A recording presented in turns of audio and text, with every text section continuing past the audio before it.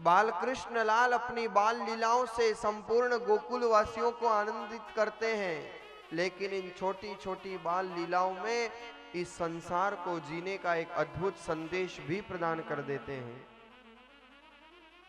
भगवान गोपिकाओं के घरों में जाकर के माखन चुराते हैं। अब भगवान को माखन ही क्यों प्रिय था? क्योंकि माखन सार होता है, दुग्ध का सार है मक्खन। भगवान कहते हैं प्रत्येक जीव को सारग्राही होना चाहिए, जो सार है उसे प्राप्त करना चाहिए।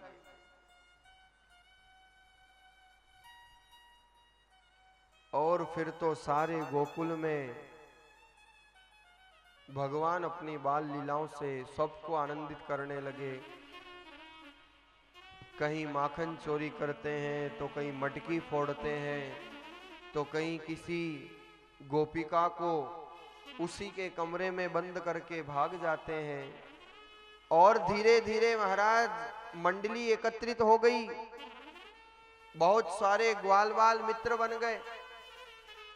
सब ग्वालवाल ने मिलकर के कहा, कन्हैया तू अकेला अकेला माखन खाता है, अरे जरा हमको भी तो माखन खिलाया कर। कन्हैया ने अपने मित्र मंडल को एकत्रित किया और नजर पड़ी मनसुखा पर। कन्हैया ने मनसुखा से कहा, अरे मनसुखा तू इतना पतला दुबला क्यों है, तेरे घर पे तुझे कुछ खाने को नहीं मिलता है क्या?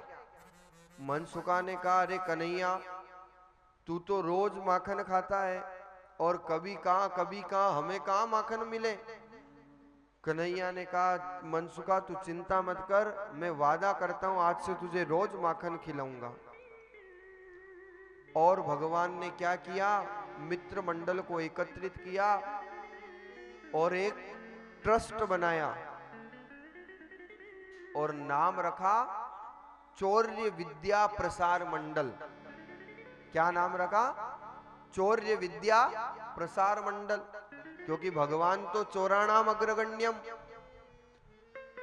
अब मंडल तो बना लिया, पर प्रेसिडेंट किसे बनाया जाए? बहुत सारे ग्वालवाल इकट्ठे हुए। सब ग्वालवाल ने मिलकर के कहा, कन्हैया प्रेसिडेंट तो तुझे ही बनना पड़ेगा। क्योंकि देखो प्रेसिडेंट इसलिए बनाया जाता है ताकि कोई एक्सीडेंट न हो, जो एक्सीडेंट से बचा ले वही तो प्रेसिडेंट। क्योंकि सब ग्वाल वालों को पता था कि भगवान के आगे चलेंगे तो मात खा जाएंगे, और भगवान के पीछे चलेंगे तो माल पाएंगे। एक बार एक व्यक्ति, गर्मी के दिन थे, यात्रा पर निकला। अब यात्रा करते करते आम का वृक्ष देखा, ठंडी छाया थी, अच्छी मंद सुगंध हवा चल रही थी। झट पेड़ के जाकर के नीचे और विश्राम करने लगा। विश्राम कर ही रहा था और ऊपर छोटी छोटी केरियां देखी। फिर मन में विचार किया कि पहले क्षुधा शांत कर ले, उसके बाद विश्राम करेंगे। फिर उठा, 10-20 पत्थर मारे, तब कहीं जाकर के 1-2 केरी प्राप्त हुई। उसने मन में विचार किया, वारे विधाता, अरे तेरे में अक्ल नहीं थी तो मेरे से ही ले लेता। एक तो इतना बड़ा वृक्ष बनाया और फल लगाए जो इतने ऊपर, और उसके बावजूद भी इतने इतने से, अरे बड़े बड़े फल लगाता, 2-4-10 पत्थर मारे तो कम से कम एक बार एक फल से क्षुधा तो शांत हो जाए। और भगवान को ताना मारता है कि नई बुद्धि थी तो मेरे से ही ले लेता। अब 1-2 केरी खा के और पेड़ के नीचे सो गया। इतने में हुआ क्या, जोर से हवा चली। अब हवा चली तो आपस में केरियां टकराई, और जहां वो सो रहा था एक केरी सीधी आकर के गिरी नाग पे, और नागपुर ध्वंस। अब जैसे उठा महाराज तो हाथ लगा के देखा, खून आ रहे। पास में देखा तो केरी पड़ी हुई। उसने हाथ जोड़ करके कहा, वाह थैंक गॉड, अच्छा रहा मेरी अक्ल से काम नहीं किया, वरना कोई तरबूजा या खरबूजा पड़ता तो मेरी तो आज कपाल क्रिया हो जानी थी। भगवान के आगे चलोगे तो मात खाओगे, भगवान के पीछे चलोगे तो माल पाओगे। सब गोप ग्वालों ने भी कहा, कन्हैया हम तो तेरे पीछे हैं, आगे आगे तू और पीछे पीछे हम। अब ट्रस्ट तो बना लिया, रजिस्टर भी हो गया। कन्हैया ने कहा अपने ट्रस्ट में सामान चाहिए। गोप ग्वालों ने कहा क्या क्या सामान चाहिए? तो कन्हैया ने कहा देखो सबसे पहले तो अपने को लकड़ी चाहिए चाहिए एक लंबी। गोप ग्वालों ने कहा कन्हैया लकड़ी क्यों? कन्हैया ने कहा अरे तुम बड़े भोले हो, आजकल ये गोपिकाएं बड़ी चंट हो गई है, ये कभी कभी खाली छीका ऊपर टांग देती है। अब अपन इतनी मेहनत भी करें और खाली छीका हाथ लगे तो क्या मतलब, इसलिए पहले लकड़ी से बजा करके देखेंगे कि अंदर माल है या नहीं है। बोले ठीक है, लकड़ी की व्यवस्था हो गई। बोले और क्या चाहिए? बोले उसके बाद चाहिए अपने को गोखरू के कांटे। बोले वो क्यों? कन्हैया ने कहा अब तुम चोरी करने जाओगे तो कोई लड्डू तो मिलेंगे नहीं, गोपिकाएं पीछे पड़ेगी, पर जैसे ही वो पीछे पड़ेगी और अपन गोखरू के कांटे बिखेर देंगे। अब गोखरू के कांटे ऐसे कि एक से निकालो तो दूसरे पे चिपक जाए, कपड़े से निकालो तो हाथ पे लग जाए, वो संभलेगी संभलेगी जितने तो अपन जय राम जी की।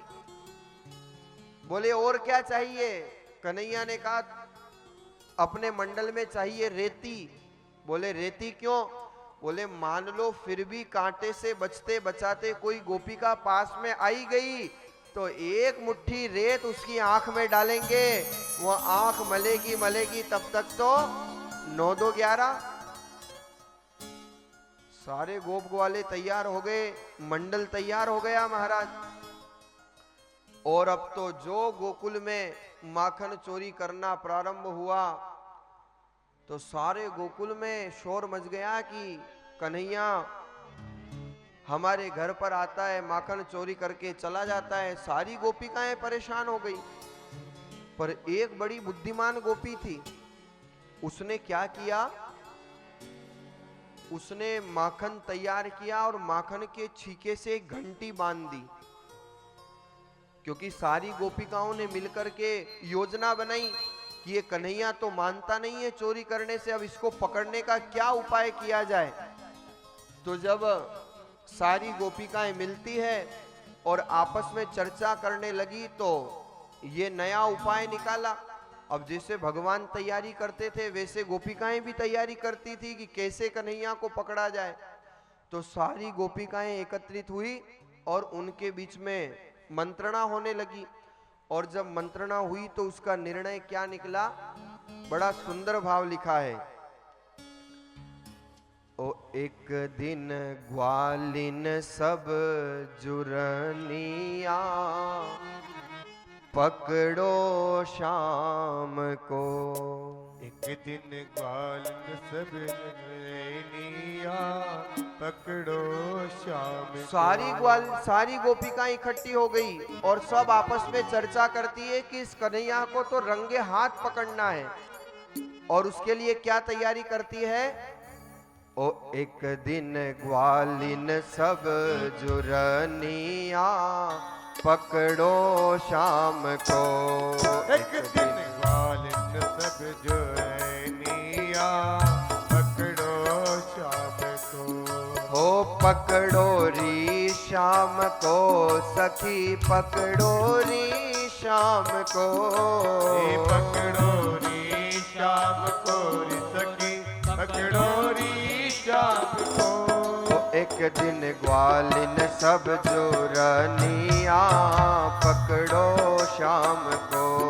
एक दिन ग्वालिन सब जुरनिया पकड़ो शाम को। और सब सखियन मिल मतो उपायो शाम हाथ नहीं आवे। एक दिन सब मतो उठायो शाम हाथ नहीं आयो। तो ऐसो करो उपाय सखी यो चोरी कर तो पावे। ऐसो करो उपाय सखियो चोरी कर तो पाए। फिर यशोदा के घर फिर यशोदा के घर ले जनिया पकड़ो शाम को।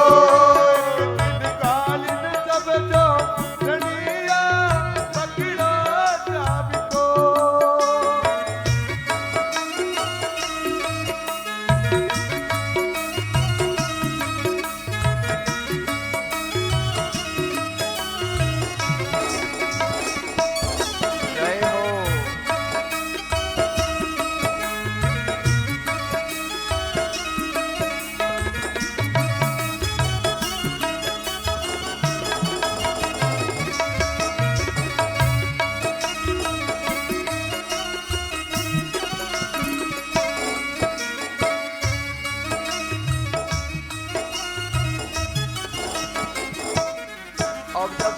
सखियां मिली तो सखियां क्या कहती गोपिकाएं कि जिस दिन ये कन्हैया हाथ में आ गया तो यशोदा के पास ले जाएंगी पकड़ करके रंगो हाथ।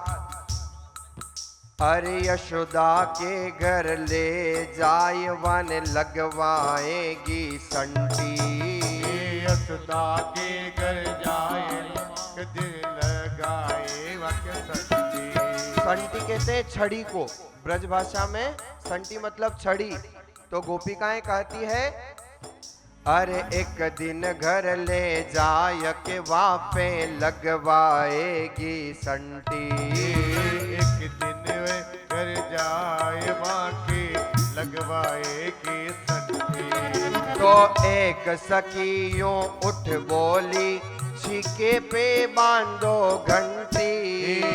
एक सखियों उठ बोली छिके पे लगाओ घंटी। ओ चोरी करबे में, चोरी करबे में भजनिया पकड़ो शाम को। एक दिन गालिन सब जो सड़िया पकड़ो शाम को।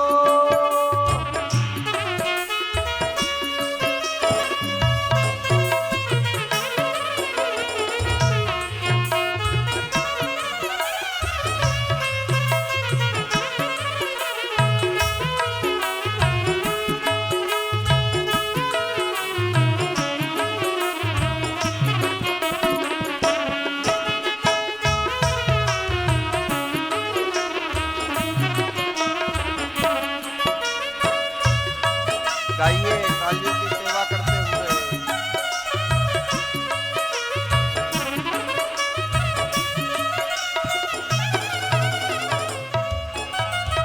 अब महाराज सारी तैयारियां कर ली गई और छीके के घंटी बांध दी। अब कन्हैया आए, गोपी थी नहीं घर पे, देखा तो छीके के ऊपर घंटी बंधी हुई। भगवान ने झट पिरामिड बनाया, ऊपर चढ़े और गोप ग्वालों से कहा देखो अगर घंटी बज गई तो सब पकड़े जाएंगे, इसलिए पहले मैं एक काम करता हूँ, जरा इस घंटी से बात कर लेता हूँ। और कन्हैया उस घंटी से कहते हैं अरे सुनरी घंटी में समझाओ मेरी कहन मत टरियो। सुन घंटी की बात समानो मेरी कहन मत करियो। अरे सुनरी घंटी में समझाओ मेरी कहन मत टरियो। सुनरी घंटी में समझाओ मेरी कहन मत करियो। अरे जब तक मैं माखन नहीं खैलो, जब तक मैं माखन नहीं खैलो। अरे तू हल्ला मत करियो। अरे जब तक मैं माखन नहीं खैलो तुम हल्ला मत करियो। ओ तेरी मेरी प्रीत पुरानी, तेरी मेरी प्रीत पुरानिया पकड़ो शाम को। तेरी मेरी प्रीत पुरानिया पकड़ो शाम को। कालियों की सेवा करते हुए जय हो।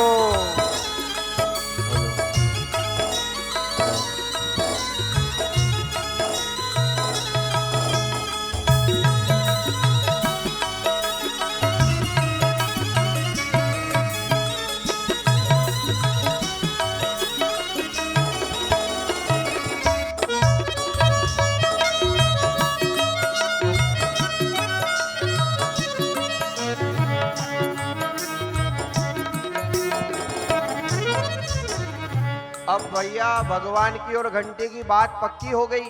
भगवान ने कहा जरा परख तो लेवे कि ये घंटी बात मानेगी कि नहीं मानेगी। तो भगवान ने धीरे से मटकी के हाथ लगाया, घंटी नहीं बजी। अरे माखन लेके हाथ धर लियो मन में हो गए राजी। ये माखन लेके हाथ धरियो मन में हो गए राजी। अरे माखन लेके हाथ धर लियो मन में हो गए राजी। माखन लेके हाथ धरियो मन में हो गए राजी। अब भगवान ने छीके के हाथ लगाया, घंटी नहीं बजी। माखन निकाला, हाथ में ले लिया, घंटी नहीं बजी।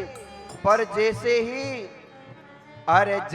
ही माखन मुख में डारो, जैसे माखन मुख में डारो, जैसे ही माखन मुख में डारो, जैसे ही माखन मुख में डारो, वैसे ही घंटी बाजी, वैसे ही घंटी बाजी, वैसे ही घंटी बाजी। ओ जैसे ही घंटी बाजी, ओ पकड़े ग्वालिन सब जो रानियां, पकड़ो शाम को। गोपिन ने सावरिया, पकड़ो शाम को। ओ पकड़े गोपियन सावरिया, पकड़ो शाम को। पकड़े गोपिन ने सावरिया, पकड़ो शाम को।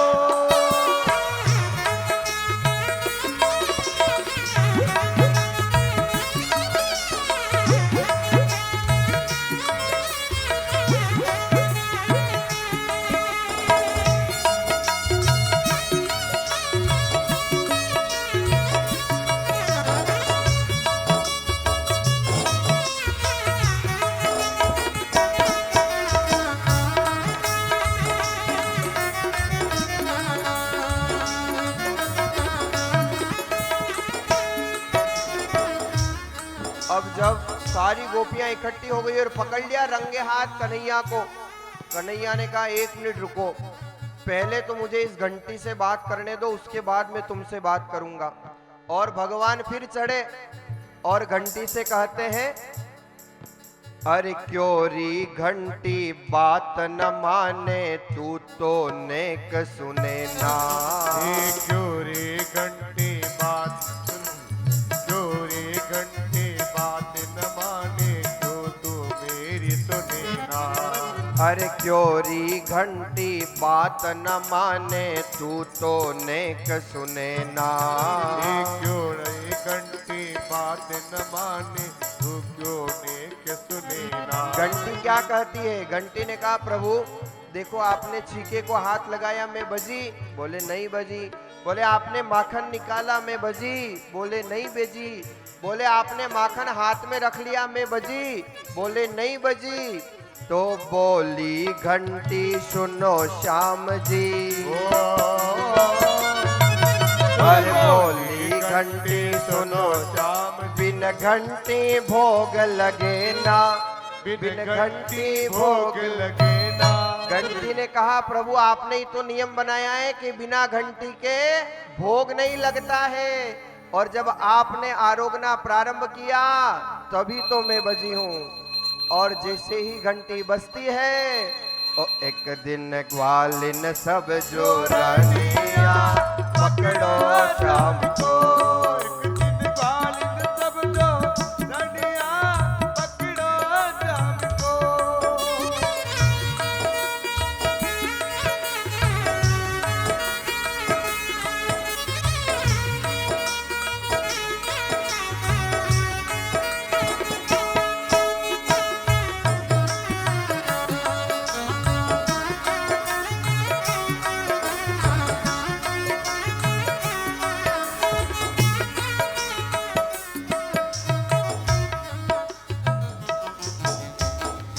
कृष्ण कन्हैया लाल की जय। भगवान अपनी बाल लीलाओं से सबको आनंदित करते हैं, खूब माखन चुराते हैं, पर गोपिकाएं मन ही मन प्रार्थना करती है, कन्हैया कब आप हमारे घर पर आओ, कब माखन चुराओ। अरे आपके माखन पाने से तो हमें बड़ा आनंद आता है। जब ये बात सारे गोकुल में फैली तो एक प्रभावती नाम की गोपी थी, ये शाम को बैठ कर के चौपाल पर पंचायतियां कर रही थी। बहुत सी माताएं बहनों का आदत होती है, घर का काम हो मत हो पर बाहर पंचायती करने पहुंच जाती है पड़ोसी के यहाँ। ये प्रभावती भी ऐसी थी, ये पहुंच गई शाम को चौपाल पर, और जब वहां बात होने लगी कि कन्हैया ऐसे ऐसे आजकल घरों पे माखन चुराते हैं, तो ये प्रभावती कहती है अरे चुराते होंगे तुम्हारे घर पे, मेरे घर पे आए कभी तो मैं बताऊं कि क्या होता है माखन चुराना। अब कन्हैया की कोई सीबीआई कमजोर तो थी नहीं, पहुंच गए समाचार कि कन्हैया वो प्रभावती ऐसा ऐसा कह रही थी। कन्हैया ने कहा अच्छा ठीक है, कल इसी का नंबर लेते हैं। और कन्हैया अगले दिन पहुंच गए प्रभावती के घर पर। अब ये माखन का छीका भर के ऊपर टांग कर और पड़ोस में गई हुई थी। भगवान ने देखा मौका बढ़िया है, झट सांकल खोली और अंदर घुस गए और झट पिरामिड बनाया, ऊपर गए और मटकी भरी हुई माखन से लबालब लेकर के जो माखन पाने लगे। नीचे ही नीचे मनसुखा दुबला पतला। उसने कहा क्यों रे कन्हैया, शर्म नहीं आती तुझे? अरे तू तो ऊपर माखन खा रहा है और मेरा नीचे तेल निकल रहा है। और कन्हैया झट से नीचे उतरे, सारा माखन बांट दिया। इतने में वो प्रभावती आ गई। अब महाराज जो गेट को धक्का दिया तो अंदर से साकल लगी हुई। अब सब गोप ग्वाले घबराए, कन्हैया भी घबराए। कन्हैया ने कहा रुको, शांति रखो। अब वो प्रभावती जोर जोर से धक्के देवे, खोल अंदर कौन है, खोल अंदर कौन है। कन्हैया ने आधे गोप ग्वालों को इधर खड़ा किया, आधे गोप ग्वालों को इधर खड़ा किया और कन्हैया धीरे से साकल को ढीली करते हैं और प्रभावती और जोर से धक्का देती है, कौन है अंदर खोल, कौन है अंदर खोल। और कन्हैया ने फिर थोड़ी सी साकल ढीली करी, प्रभावती ने और जोर से धक्का लगाया और जैसे ही प्रभावती ने लगाया जोर, कन्हैया ने साकल खोल दी और प्रभावती धड़ाम से आकर के गिर पड़ती है। इधर जैसे ही धड़ाम से गिरी तो सारे गोप ग्वाले भाग गए, लेकिन जैसे ही कन्हैया भागने लगे और प्रभावती ने पांव पकड़ लिया और जो पांव पकड़ा तो खड़ी हुई पांव पकड़ के हाथ पकड़ के कहा बहुत शौक है माखन चोरी करने का, चल आज तेरी मैया से मैं शिकायत करूंगी, बहुत चोरी करता है तू सबके घरों पर, आज तुझे रंगे हाथ पकड़ा है, आज तुझे छोड़ूंगी नहीं। और ये प्रभावती नाम की गुजरी कन्हैया को ले गई साहब, हाथ पकड़ के घसीटते हुए। कन्हैया कहते हैं अरे प्रभावती छोड़ दे, अब नहीं आऊंगा। प्रभावती कहती है नहीं ऐसे कैसे छोड़ दूं, बहुत शौक है ना तुझे। कन्हैया कहते हैं अरे छोड़ देना प्रभावती, मान जा, मैं अब नहीं आऊंगा। प्रभावती ने हाथ पकड़ रखा है और कन्हैया बार बार छोड़ने के लिए कहते हैं। और क्या सुंदर भाव लिखा है संतों ने, ओ गुजर की पकड़ियो हाथ छुड़ावे दीनानाथ। गुजर की पकड़ियो हाथ छुड़ावे दीनानाथ। गुजर की पकड़ियो हाथ छुड़ावे दीनानाथ। ओ गुजर की पकड़ियो हाथ छुड़ावे दीनानाथ। अरे मैं थने पूछूं अरे सखीरी, थने पूछो अरे सखीरी, मैं थने पूछूं अरे सावरिया, गुण गुण थारे साथ। गुजर की पकड़ो हाथ छुड़ावे दीनानाथ। गुजर की पकड़ो हाथ छुड़ावे दीनानाथ।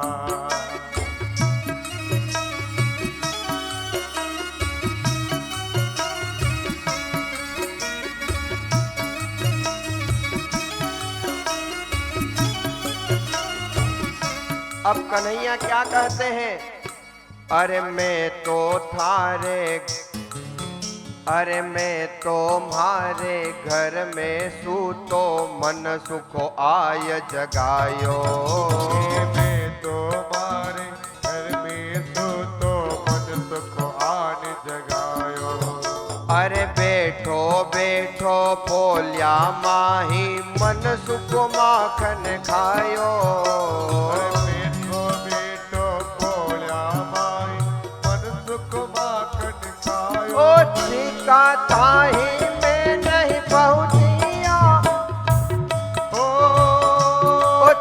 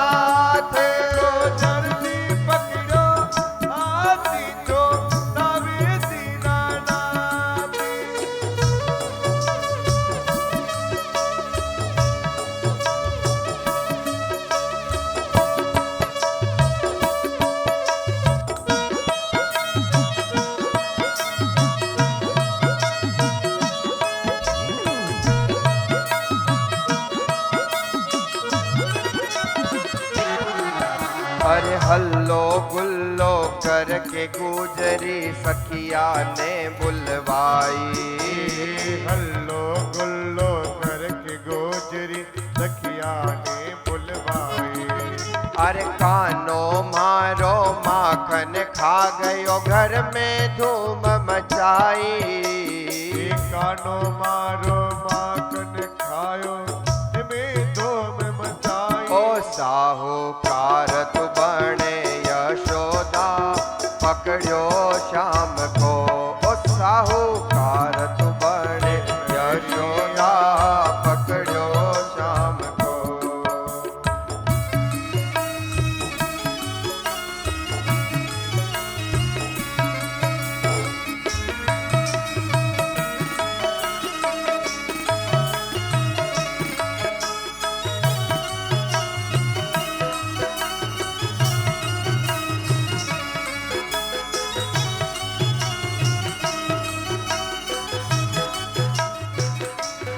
गुजर की पकड़ो हाथ छुड़ावे दीनानाथ। गुजर की पकड़ो हाथ छुड़ावे दीनानाथ।